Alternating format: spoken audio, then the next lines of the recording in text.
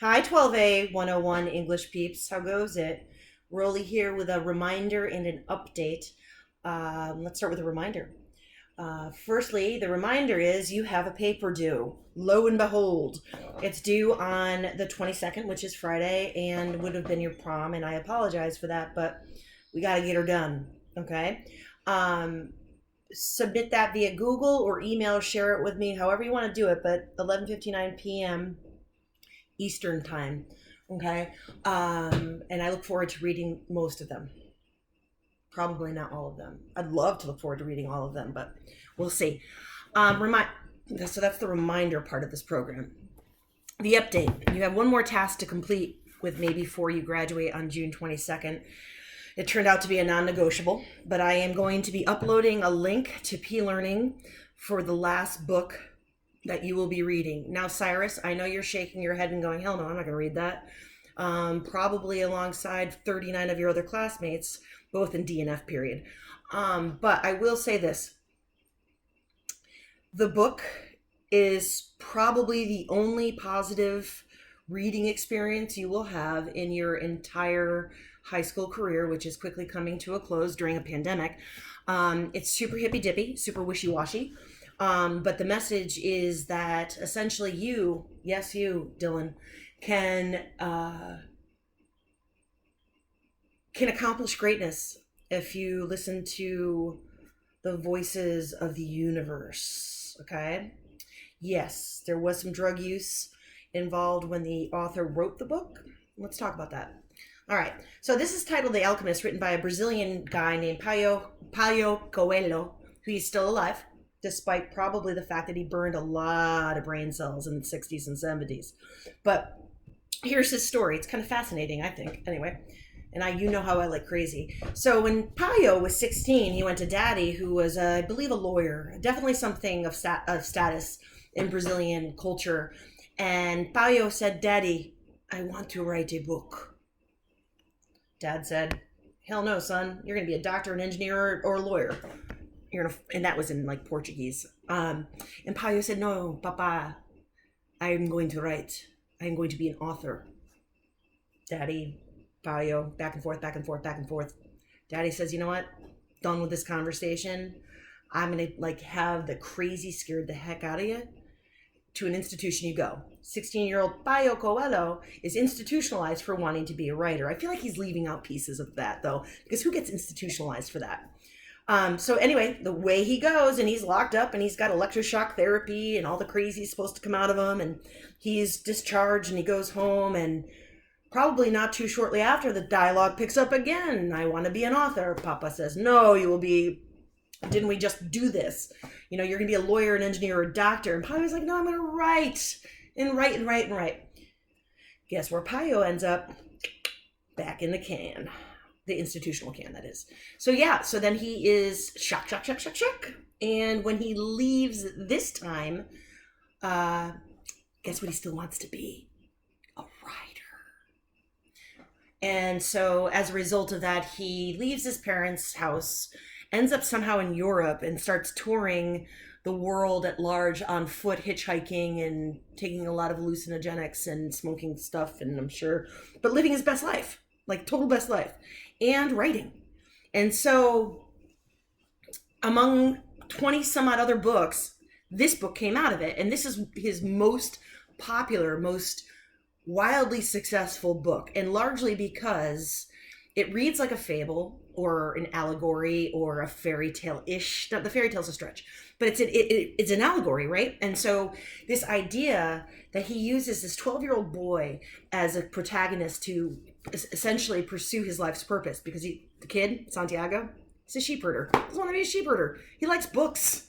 He likes stimulation. He wants to talk. He wants to see the world. And he looks at his village around him and sees that no one left. Everybody stayed. So imagine that. Like, we all stayed in Storrs, Connecticut, right? And all your EO graduate friends and stuff, nobody left. Nobody stretched their wings. Nobody flew. Nobody left the nest, because, damn it, this is perfect right here. I don't need to look around for anything else. Wrong. You do. And sometimes there's limitations to that. And ultimately, you are your limitation, because according to Coelho, and I know you won't read the preface, so I'm going to read it to you. He says that there are 4 obstacles, and this comes before the whole story unfolds, but he says that there are 4 obstacles to you achieving your own personal greatness. You ready for it? The first one, and there's no certain order to it, particular order, but the first one is that you, firstly, feel like whatever you want to do with your wild and crazy life, you're going to be told from childhood that it's impossible. Being an artist, you're not going to make any money. Being a NBA basketball star, you're not tall enough. Everything you want to do, you've been told from a very young age that it's impossible. Probably, right? I mean, at least that would be kind of the norm for most of us. That we don't believe that what we want to achieve in our life is actually even something that we can entertain for a second. Okay. His second obstacle is that we're worried about leaving people because we love them or they love us. So like your high school boyfriend or girlfriend, right? You're going to go to the same college as they are because you're forever meant to be together. No. Love is the second greatest obstacle, man. And that whole thing about like, if you love them, set them free. And if it's meant to be, they'll come back to you. That's exactly what he's getting at. Love, you're afraid of disappointing your parents for going to a school that you really want to go to and you know it's a perfect fit for you. All right. And this is what he's talking about. Then he says, then your third obstacle is that you're afraid of failure. This idea that like, oh my God, I'm going to try this and I'm going to screw up and I'm going to screw my life up so royally that I'm going to set myself back how many years? I don't know, right? The idea that you maybe entered college with the idea that you wanted to be a doctor and then you realized you just wanted to be a shepherd. It's possible. And so we kind of break our dream down because we're afraid that we'll fail at it. And then the fourth obstacle is the fear of realizing the dream that we fought for all of our lives. Realizing, and it's not necessarily when it's too late, but that you realize it and go, God, I wish I had done this sooner. And then that kind of paralysis sets in and you're like, I can't. I have a wife and or a husband, I have kids, I have a house, I have a mortgage, I have a life. And I have responsibility. And as a result, that kind of mindset imprisons us. This idea that we realized that our true passion, our true journey, our true dream was neglected all along. And with that comes this bittersweet sorrow, right? That you want to fill the void of. There's a famous Irish author who's one of my favorite dudes. His name is Oscar Wilde. He is dead. Flamboyant character, kind of like a kingpin in the Victorian literature movement. But he had this quote where he says, each man kills the thing he loves the most, which is perfectly brilliant when you think about it, right? We kill what we love the most because if we put it on a back burner, we can't be disappointed by it. If we ignore it, if we kill it, we can't be let down because it never existed in the first place. And so that's kind of the essence of what Coelho is getting at. So, it's a 74-page book. I think you can handle it. The end game is as follows. The last summative grade you're going to have a choice in. I am going to post this on P-Learning as I am going to post the link to the book. If you would like actual tangible copies of the book, I can make them available for you on Friday. You have to let me know, okay? I am going to create multiple days for the possibility of a couple of things. Like I said, you have a choice. You are going to be able to read the book and then seminar on it if you want. Or you'll read the book and you'll write a response about it. Okay? The response I'm going to kind of script, but you have leeway with that. But either way, you're going to sign up for a Zoom seminar, Socratic seminar. And it doesn't have to be with just our class. It can be, I'm going to create various time slots, or you can write something and submit it and I'll accept that as if it were the seminar contribution.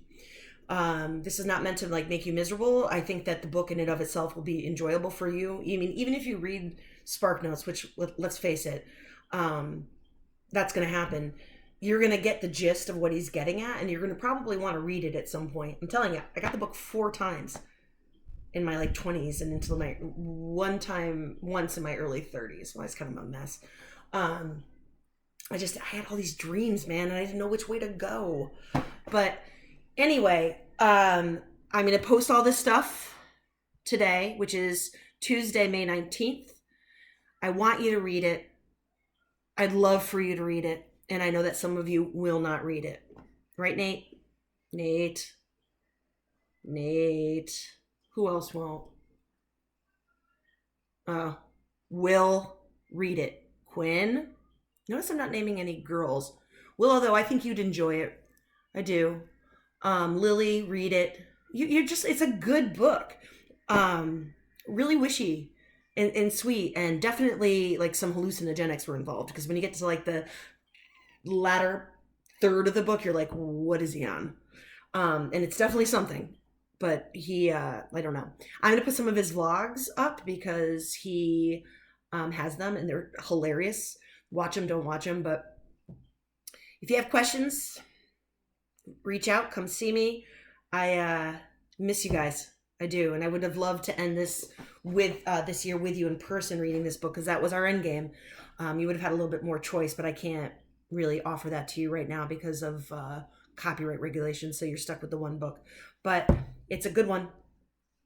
I mean, hello, personal journeys, legends, going out into the world, and finding your greatness. Isn't that all what it's all supposed to be about? I hope so. And if you haven't learned that from this experience and the COVID-19 pandemic portion of our history, then you need to live a little bit more. All right. So I'm out. I've rambled enough. I miss you guys. I wish you all the best. I hope you're well. And, it'd be nice to see some of your faces, Manny. Who else hasn't? Oh, landline. Who else haven't I seen?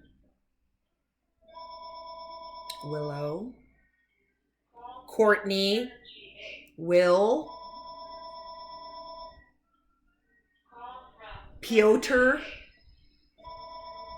Brian. I got a list. Brody. I got a list. Anyway, miss you guys. Bye.